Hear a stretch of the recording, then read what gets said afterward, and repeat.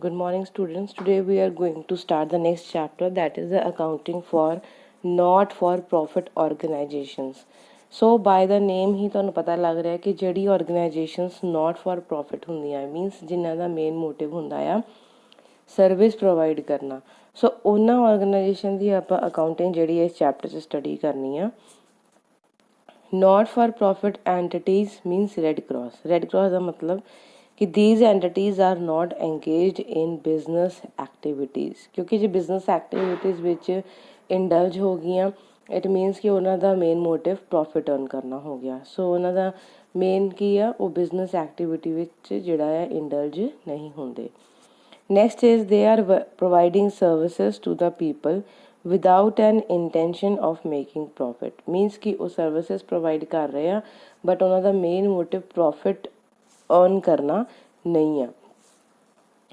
Example sports club, social organizations, religious institutions, hospitals, educational institutions, professional bodies, libraries, etc. इन्हां दा main motive की है service provide करना। ठीक है, प्रॉफिट अर्न करना is not the objective. Some non-profit entities may undertake trading activity to generate income for their working fund। ਹੁਣ ਜਿੱਦਾਂ ਕਿ ਸਪੋਰਟਸ ਕਲੱਬ ਆ, ਠੀਕ ਆ, ਉਹਨਾਂ ਨੇ ਸਪੋਰਟਸ ਗੁੱਡ ਜਿਹੜੀ ਇੱਕ ਸ਼ਾਪ ਕ੍ਰੀਏਟ ਕੀਤੀ ਆ। ਸੋ ਕਈ ਐਂਟੀਟੀਜ਼ ਇੱਦਾਂ ਦੀਆਂ ਹੁੰਦੀਆਂ ਆ ਜਿਹੜੇ ਕਿ ਉਹ ਇਨਕਮ ਜਨਰੇਟ ਕਰਦੇ ਆ just for their working fund, ਤਾਂ ਕਿ ਉਹਨਾਂ ਦਾ ਜਿਹੜਾ ਕਲੱਬ ਵਗੈਰਾ ਆ ਉਹ ਚੱਲਦਾ ਰਹੇ। Now difference between the commercial entities and not for profit entities। Now student ਦੇਖੋ ਤੁਹਾਡੀ ਬੁੱਕ ਦੇ ਵਿੱਚ profit organization ਲਿਖਿਆ ਆ। ਸੋ profit organization ਨੂੰ ਆਪਾਂ commercial entities ਵੀ ਬੋਲਦੇ ਆ। ਸੋ ਡਿਫਰੈਂਸ ਇਹ ਆ ਕਿ profit organization ਤੇ not for profit organization ਦੀ ਆਪਾਂ ਸਟੱਡੀ ਕਰਨੀ ਆ। So differences between commercial and non-commercial you can say or not for profit entities।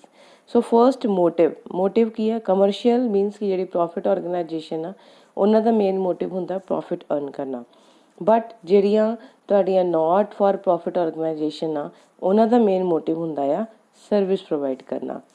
Second is status.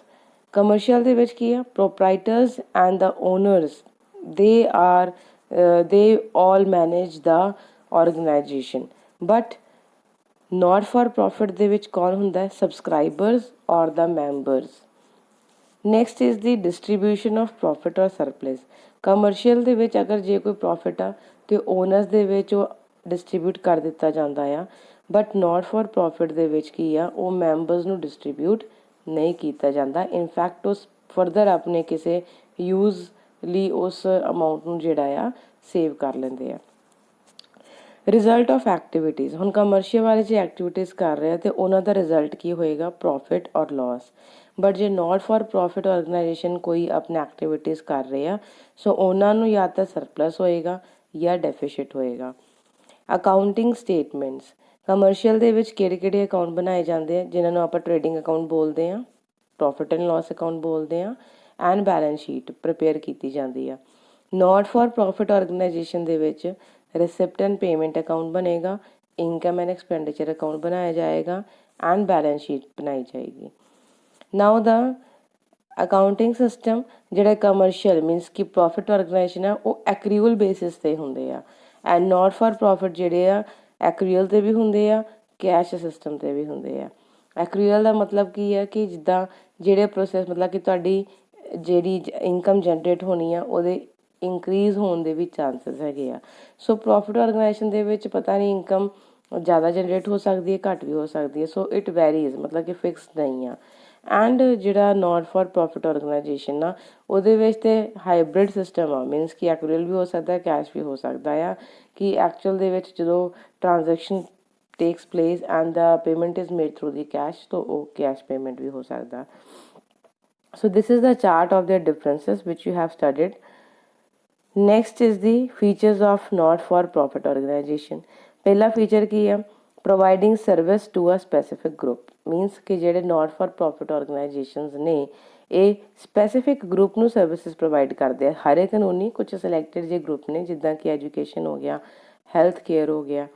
Next is organised as charitable trust ਔਰ societies, means ਕਿ ਇਹਨਾਂ ਜਿਹੜੇ members ਹੁੰਦੇ ਆ ਨਾ ਨਾਟ ਫॉर ਪ੍ਰੋਫਿਟ ਆਰਗੇਨਾਈਜੇਸ਼ਨਸ, ਉਹਨਾਂ ਨੂੰ ਆਪਾਂ ਸਬਸਕ੍ਰਾਈਬਰਸ ਵੀ ਬੋਲਦੇ ਆ। So they are just running their organization for the charitable purpose, or you can say for the societies. Next is managed by a managing committee. ਹੁਣ not for profit organization ਨੂੰ manage ਕੌਣ ਕਰਦਾ ਆ? ਜਿਹੜੇ members ਨੇ ਉਹ ਖੁਦ ਆਪਣੀ ਕਮੇਟੀ ਦਾ ਇੱਕ ਜਿਹੜਾ ਕਿ ਮੈਂਬਰਸ ਆ, ਜਿਹੜੇ ਬੋਰਡ ਆਫ ਡਾਇਰੈਕਟਰਸ ਨੇ, ਉਹ ਅਪੋਇੰਟ ਕਰਦੇ ਆ ਐਂਡ ਦੈਨ ਉਹ ਨਾਟ ਫॉर ਪ੍ਰੋਫਿਟ ਆਰਗੇਨਾਈਜੇਸ਼ਨ ਨੂੰ ਮੈਨੇਜ ਕਰਦੇ ਆ। Sources of income, not for profit organisation ਵਾਲਿਆਂ ਕੋਲ ਪੈਸਾ ਕਿੱਥੋਂ ਆਉਂਦਾ ਆ? ਮੀਨਸ ਕਿ ਜੇ ਉਹਨਾਂ ਕੋਲ ਸੋਰਸ ਆਫ ਇਨਕਮ ਹੋਏਗਾ ਤਾਂ ਹੀ ਤਾਂ ਉਹ ਸਰਵਿਸਿਜ਼ ਕਰਨਗੇ ਅੱਗੇ। ਸੋ ਜਾਂ ਤਾਂ ਉਹਨਾਂ ਦੇ ਕੋਲ ਡੋਨੇਸ਼ਨਸ ਹੁੰਦੀਆਂ ਆ, ਜਾਂ ਫਿਰ ਕੋਈ ਲੈਗੇਸੀਜ਼ ਹੋ ਗਈਆਂ, ਜਾਂ ਕੋਈ ਗ੍ਰਾਂਟ ਆ ਗਈ, ਅਤੇ ਜਾਂ ਫਿਰ ਜਿਹੜੇ ਮੈਂਬਰਸ ਨੇ ਉਹ ਕੰਟਰੀਬਿਊਟ ਕਰਦੇ ਆ। Funds raised by such organizations are credited to capital fund or general fund. Now ਜਿਹੜੇ funds ਇਹ organization ਜਿਹੜੇ generate ਕਰਦੇ ਆ ਉਹ ਜਾਂ ਤਾਂ capital fund ਵਿੱਚ credit ਕਰ ਦਿੱਤਾ ਜਾਂਦਾ ਆ ਜਾਂ ਫਿਰ general fund ਦੇ ਵਿੱਚ। Surplus is not distributed to the members but it is credited to the capital fund. ਹੁਣ ਜਿਹੜਾ surplus means ਕਿ ਜਿਹੜਾ excess amount ਇਹਨਾਂ ਨੇ earn ਕੀਤਾ ਆ ਉਹ ਮੈਂਬਰਸ ਦੇ ਵਿੱਚ ਡਿਸਟਰੀਬਿਊਟ ਨਹੀਂ ਕੀਤਾ ਜਾਂਦਾ, ਬਲਕਿ ਉਹ ਆਪਣੇ ਕੈਪੀਟਲ ਫੰਡ ਦੇ ਵਿੱਚ ਐਡ ਕਰ ਦਿੰਦੇ, ਜਿਹੜਾ ਕਿ ਫਰਦਰ ਉਹ ਆਪਣੇ ਕਿਸੇ ਕੰਸਟਰਕਸ਼ਨ ਜਾਂ ਫਿਰ ਅੱਗੇ ਮੋਡੀਫਿਕੇਸ਼ਨ ਲਈ ਜਾਂ ਫਿਰ ਅਗਰ ਆਪਣਾ ਬਿਜ਼ਨਸ ਨੂੰ ਐਕਸਪੈਂਡ ਕਰਨਾ ਆ, ਆਰਗੇਨਾਈਜੇਸ਼ਨ ਐਕਸਪੈਂਡ ਕਰਨਾ ਆ, ਉਹਦੇ ਲਈ ਯੂਜ਼ ਕਰ ਸਕਦੇ ਆ। They earn reputation not on the basis of customers or owner satisfaction but on the basis of their contribution to the welfare of the society. Means ਕਿ ਉਹ reputation ਤਾਂ ਨਹੀਂ earn ਕਰਦੇ ਕਿ ਜੇ ਆਪਾਂ ਕਸਟਮਰ ਨੂੰ ਸੈਟਿਸਫਾਈ ਕਰਾਂਗੇ, ਓਨਰ ਨੂੰ ਸੈਟਿਸਫਾਈ ਕਰਾਂਗੇ ਤਾਂ ਸਾਡਾ ਨਾਮ ਵਗੈਰਾ ਬਹੁਤ ਵਧੇਗਾ, ਨੇਮ ਐਂਡ ਫੇਮ ਵਧੇਗਾ, ਬਲਕਿ ਡਿਪੈਂਡ ਕਰਦਾ ਕਿ ਉਹਨਾਂ ਨੇ ਸੁਸਾਇਟੀ 'ਤੇ ਕੰਟਰੀਬਿਊਸ਼ਨ ਕਿੰਨਾ ਕੀਤਾ ਆ, ਸੁਸਾਇਟੀ ਦੀ ਵੈਲਫੇਅਰ ਕਿੰਨੀ ਕੀਤੀ ਆ। ਜਿੰਨਾ ਉਹ ਭਲਾ ਕਰਨਗੇ, ਜਿੰਨਾ ਕੰਟਰੀਬਿਊਟ ਕਰਨਗੇ, ਓਨਾ ਹੀ ਉਹਨਾਂ ਦਾ ਰੈਪੋ ਇਨਕਰੀਜ਼ ਹੋਏਗਾ, ਰੈਪੂਟੇਸ਼ਨ ਜਿਹੜੀ ਆ ਉਹ ਵਧੇਗੀ। Next is records maintained are meant for members as well as to meet statutory requirement. Now ਜਿਹੜੇ records ਨੇ ਉਹ ਕਿਉਂ maintain ਕੀਤੇ ਜਾਂਦੇ ਆ? They are just meant for members. Means ਜਾਂ ਤੇ ਮੈਂਬਰ ਜਿਹੜੇ ਕਿ ਉਸ ਆਰਗੇਨਾਈਜੇਸ਼ਨ ਦਾ ਪਾਰਟ ਨੇ ਉਹ ਆਪਣੇ ਲਈ ਬਣਾਉਂਦੇ ਆ, ਅਤੇ ਜਾਂ ਫਿਰ ਗਵਰਨਮੈਂਟ ਦੀਆਂ ਕੁਛ ਆਪਣੀਆਂ ਰਿਕੁਆਇਰਮੈਂਟਸ ਨੇ, ਜਿਹੜੀ ਲੀਗਲ ਰਿਕੁਆਇਰਮੈਂਟਸ ਹੁੰਦੀਆਂ ਉਹਨਾਂ ਨੂੰ ਫੁਲਫਿਲ ਕਰਨ ਲਈ ਬਣਾਇਆ ਜਾਂਦਾ ਆ। Accounting records of not for profit organization. Now ਜਿਹੜੇ ਰਿਕਾਰਡਸ ਨੇ, ਜਿਹੜੀ ਅਕਾਊਂਟਿੰਗ ਫਾਰਮ ਆ ਉਹਦੇ ਵਿੱਚ ਕਿਹੜੇ ਅਕਾਊਂਟ ਪ੍ਰੀਪੇਅਰ ਕੀਤੇ ਜਾਂਦੇ ਆ? Receipt and payment account, income and expenditure account and balance sheet, ਜਿਹੜਾ ਕਿ ਤੁਸੀਂ ਇਸ ਚੈਪਟਰ ਦੇ ਵਿੱਚ ਪ੍ਰੈਕਟੀਕਲ ਫਾਰਮ ਵਿੱਚ ਵੀ ਸਟੱਡੀ ਕਰੋਗੇ ਕਿ ਇਨਕਮ ਐਕਸਪੈਂਡੀਚਰ ਅਕਾਊਂਟ ਕਿੱਦਾਂ ਬਣਾਇਆ ਜਾਂਦਾ, ਰਿਸਿਪਟ ਐਂਡ ਪੇਮੈਂਟ ਅਕਾਊਂਟ ਕਿੱਦਾਂ ਬਣਾਇਆ ਜਾਂਦਾ, ਬੈਲੈਂਸ ਸ਼ੀਟ ਕਿੱਦਾਂ ਬਣਾਈ ਜਾਂਦੀ ਹੈ। So receipt and payment account ਬਾਰੇ ਗੱਲ ਕਰਦੇ ਹਾਂ ਪਹਿਲਾਂ।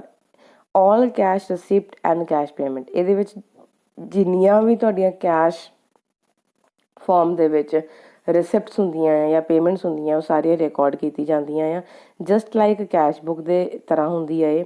ਆਲ ਦੀ ਕੈਸ਼ ਟ੍ਰਾਂਜੈਕਸ਼ਨ, ਚਾਹੇ ਉਹ ਕੈਪੀਟਲ ਨੇਚਰ ਦੀਆਂ ਹੋਣ, ਚਾਹੇ ਉਹ ਰੈਵਨਿਊ ਨੇਚਰ ਦੀਆਂ ਹੋਣ, ਠੀਕ ਆ, ਸਾਰੀਆਂ ਟ੍ਰਾਂਜੈਕਸ਼ਨਸ ਰਿਕਾਰਡ ਕੀਤੀ ਜਾਂਦੀਆਂ ਆ। ਕੈਸ਼ ਬੈਲੈਂਸ ਦੇ ਨਾਲ ਇਹਦੀ ਸਟਾਰਟਿੰਗ ਹੁੰਦੀ ਹੈ ਐਂਡ ਕਲੋਜ਼ਿੰਗ ਕੈਸ਼ ਬੈਲੈਂਸ ਦੇ ਨਾਲ ਹੀ ਇਹਦਾ ਕਲੋਜ਼ਰ ਹੁੰਦਾ ਆ।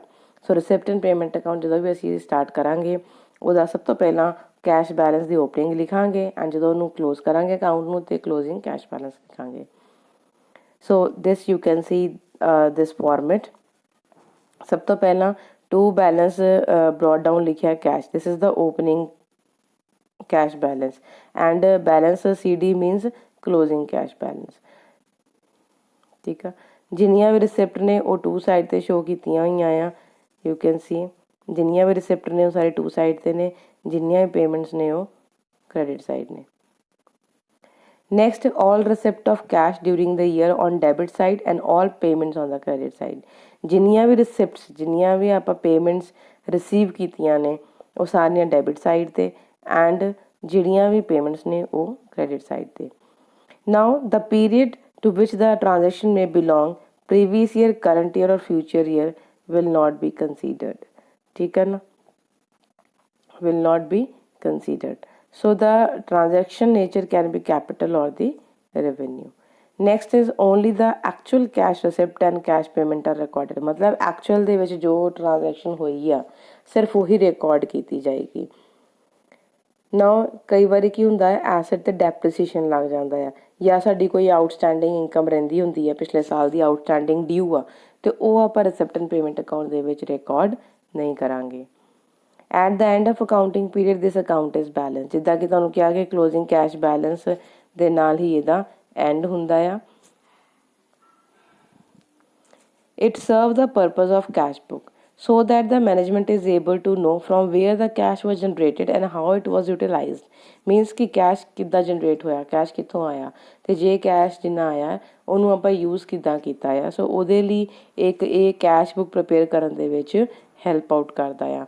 ਐਂਡ ਫਰਦਰ ਜਿਹੜੇ ਵੀ ਆਪਾਂ income and expenditure account balance sheet ਬਣਾਉਣੀ ਆ ਉਹਨਾਂ ਨੂੰ ਪ੍ਰਿਪੇਅਰ ਕਰਨ ਲਈ ਵੀ ਇਹ ਇਨਫੋਰਮੇਸ਼ਨ ਪ੍ਰੋਵਾਈਡ ਕਰਦਾ ਹੈ।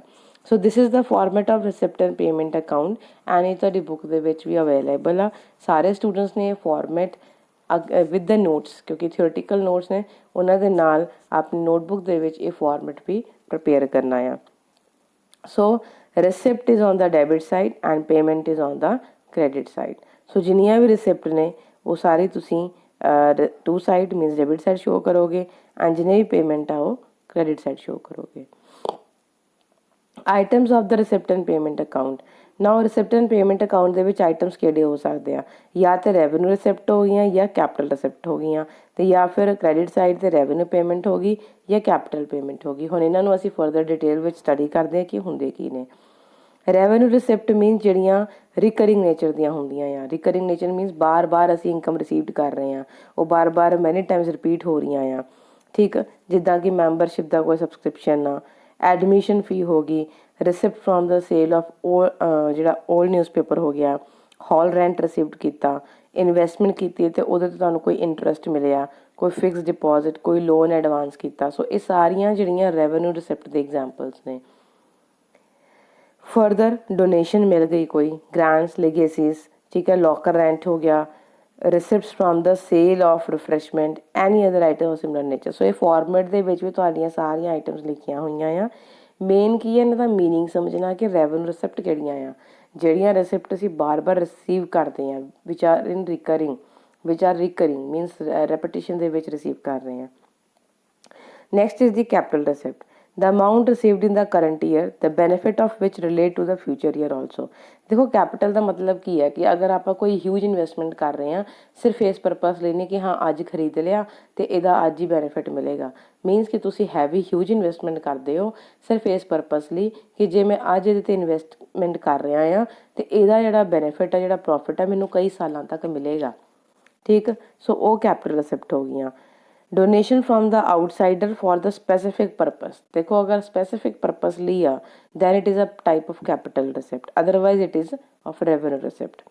Amount received as loans, life membership subscription, admission fee to the extent capitalized, sale proceeds of fixed assets, legacies for the specific purpose, grants received from the government for meeting capital expenditure। now ਦੇਖੋ ਇਹਦੇ ਵਿੱਚ specify ਇੱਕ word use ਕੀਤਾ ਜਾਏਗਾ ਤੁਹਾਡਾ grants ਦੇ ਨਾਲ ਵੀ, ਲਿਗੇਸਿਸ ਦੇ ਨਾਲ ਵੀ। ਸੋ ਅਸੀਂ ਉਹਨੂੰ ਕੈਪੀਟਲ ਰਿਸਿਪਟ ਕੰਸੀਡਰ ਕਰਾਂਗੇ। ਦੈਨ ਨਾਓ ਦਾ ਰੈਵਨਿਊ ਪੇਮੈਂਟ, ਸਿਮਿਲਰਲੀ ਜਿੱਦਾਂ ਰਿਸਿਪਟ ਸੀਗਾ ਇੱਦਾਂ ਹੀ ਪੇਮੈਂਟ, ਕਿ ਜਿਹੜੀ ਪੇਮੈਂਟ ਰਿਕਰਿੰਗ ਨੇ ਮੀਨਸ ਬਾਰ-ਬਾਰ ਅਸੀਂ ਪੇ ਕਰਨੇ ਆ, that is of the revenue receipt. Salary ਹੋ ਗਿਆ, ਵੇਜਸ ਹੋ ਗਿਆ, ਟਰੈਵਲਿੰਗ ਅਲਾਉੈਂਸਿਸ ਹੋ ਗਿਆ, rent, Texas, insurance, electricity charges, printing and stationery, repairs, ਇਹ ਸਾਰੇ ਦੇ ਸਾਰੇ ਤੁਹਾਡੇ ਰੈਵਨਿਊ ਪੇਮੈਂਟਸ ਨੇ। payments for organizing sports meet and tournaments, payments for the purchase of refreshment, dinner, interest paid on loan and bank draft, any other payment, these ਸਾਰੇ revenue payment ਦੀ example ਆ। and capital payment again payments made in the current year, ਜਿਹੜੇ ਕਿ ਆਪਾਂ current year ਦੇ ਵਿੱਚ pay ਕਰ ਰਹੇ ਹਾਂ and the benefit of which relate to the future year also। ਜਿੱਦਾਂ ਕਿ ਕੰਸਟਰਕਸ਼ਨ ਦੇ ਖਰਚੇ ਆ, ਹੁਣ ਤੁਸੀਂ ਕੰਸਟਰਕਸ਼ਨ ਤੇ ਕਰੰਟ ਈਅਰ ਵਿੱਚ ਕਰ ਰਹੇ ਹੋ ਬਟ ਇਹਦਾ ਬੈਨੀਫਿਟ ਤੁਹਾਨੂੰ ਕਈ ਸਾਲਾਂ ਤੱਕ ਮਿਲੇਗਾ। ਤੁਸੀਂ ਫਿਕਸਡ ਐਸਟ ਪਰਚੇਸ ਕੀਤਾ, ਕੋਈ ਫਰਨੀਚਰ ਪਰਚੇਸ ਕੀਤਾ ਬਟ ਉਹਦਾ ਬੈਨੀਫਿਟ ਤੁਹਾਨੂੰ ਕਈ ਈਅਰਸ ਤੱਕ ਮਿਲੇਗਾ। ਠੀਕ ਆ, ਤੁਸੀਂ ਕੋਈ ਲਾਇਬ੍ਰੇਰੀ ਲਈ ਬੁੱਕਸ ਪਰਚੇਸ ਕੀਤੀਆਂ ਆ, ਕਰੰਟ ਈਅਰ ਵਿੱਚ ਐਕਸਪੈਂਸ ਕਰ ਰਹੇ ਹੋ but its benefit belongs to the number of years. So ਇਹ ਸਾਰੀਆਂ ਕੈਪੀਟਲ ਰਿਸਿਪਟਸ ਨੇ, ਕੈਪੀਟਲ ਪੇਮੈਂਟਸ ਨੇ sorry. Amounts advance to outsider as loans, purchase of sports goods and equipment, any other payment of capital nature। So ਇਹ ਸਾਰੀਆਂ capital payments ਨੇ। So ਫਿਲਹਾਲ receipt and payment account ਬਾਰੇ detail ਜਿਹੜੀਆਂ ਅੱਜ ਆਪਾਂ ਐਕਸਪਲੇਨ ਕੀਤੀਆਂ ਆ। ਰਿਸਿਪਟ ਐਂਡ ਪੇਮੈਂਟ ਅਕਾਊਂਟ ਦਾ ਫਾਰਮੈਟ ਕੀ ਆ, ਪਲੱਸ ਇਹ ਜਿਹੜੀ ਰਿਸਿਪਟ ਨੇ ਇਹਨਾਂ ਦੇ ਬਾਰੇ ਜ਼ਰੂਰ ਧਿਆਨ ਨਾਲ ਪੜ੍ਹੋ ਕਿ ਇਹ ਕਿਹੜੇ ਨੇਚਰ ਦੀਆਂ ਨੇ, ਇਹਨਾਂ ਦਾ ਮੀਨਿੰਗ ਕੀ ਆ, ਬਿਕੋਜ਼ ਆਬਜੈਕਟਿਵ ਕੁਐਸਚਨ ਜਿਹੜੇ ਆ ਕਾਫੀ ਡਿਟੇਲ ਵਿੱਚ ਜਿਹੜੇ ਸਟੂਡੈਂਟ ਥੋਰਲੀ ਥਿਊਰੀ ਨੂੰ ਪੜ੍ਹਨਗੇ ਉਹੀ ਆਨਸਰ ਕਰ ਪਾਉਣਗੇ। So it will be posted to your Google Classroom, and if you will face any type of query then you may ask there only. Okay, so thanks and have a nice day.